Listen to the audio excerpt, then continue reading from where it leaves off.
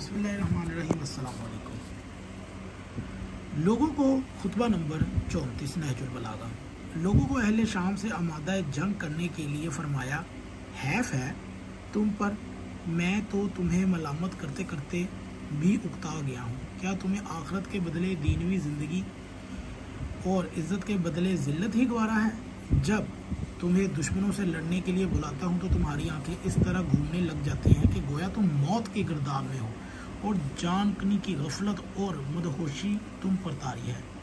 मेरी बातें जैसे तुम्हारी समझ में है नहीं आती तो तुम शशदर रह जाते हो। मालूम होता है जैसे तुम्हारे दिलो दिमाग पर दीवानगी का असर हो कि तुम कुछ अकल से काम नहीं ले सकते।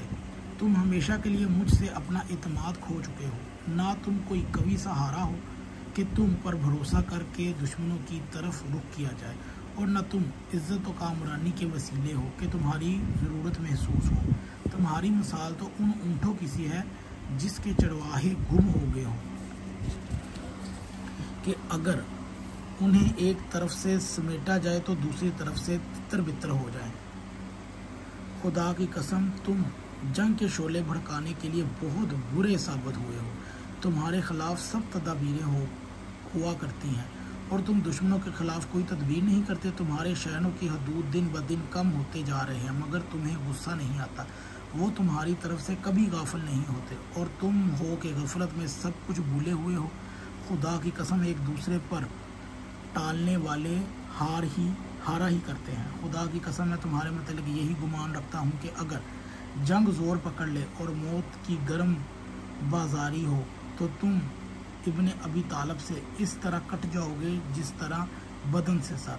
दोबारा पलटना यानी कि मुमकिन ना हो। जो शख्स को अपने दुश्मन को इस तरह अपने पर काबू दे दे कि वो इसकी हड्डियों से गोश्त तक उतार ले और हड्डियों को तोड़ दे और खाल को पारा पारा कर दे तो उसका अज्जा इंतहा को पहुंचा हुआ है और सीने की पसलियों में घिरा हुआ दिल कमज़ोर व तवाना है। अगर तुम ऐसा होना चाहते हो तो हुआ करो, लेकिन मैं तो ऐसा उस वक़्त तक ना होने दूंगा जब तक मुकामे मुशारफ की तेज़ धार तलवारें चला ना लूँ कि जिससे सर की हड्डियों के परखच्चे हो जाएं और बाजू और कदम कट कट कर गिरने लगें। इसके बाद जो अल्लाह चाहे वो करे। ऐ लोगों, एक तो मेरा तुम पर हक है और एक तुम्हारा मुझ पर हक है कि मैं तुम्हारी खैर ख्वाही पेश नज़र रखूं और बैतुल माल से तुम्हें पूरा हिस्सा दूं और तुम्हें तालीम दूं ताकि तुम जाहल ना रहो। इसी तरह तुम्हें तहजीब सिखाऊं तुम पर जिस पर तुम अमल करो, और मेरा तुम पर हक है कि बैत की जिम्मेदारियों को पूरा करो और सामने और पसे पुश्त खैर ख्वाही करो। जब बुलाऊं तो मेरी सदा पर लब्बैक कहो और जब कोई हुक्म दूं तो इसकी तकमील करो। ये जुमला ऐसी अलहदगी के लिए इस्तेमाल होता है जिसके बाद फिर मिल बैठने की कोई आस ना रहे। साहिब नजफिया ने इसकी तोजी में चंद अक़वाल नकल किए हैं। इब्न वरीद का कौल है कि इसके मायने ये है कि जिस तरह सर बदन से कट जाता है तो फिर उसका जुड़ना नामुमकिन होता है, यूं ही तुम एक दफ़ा साथ छोड़ने के बाद फिर मुझसे ना मिल सकोगे।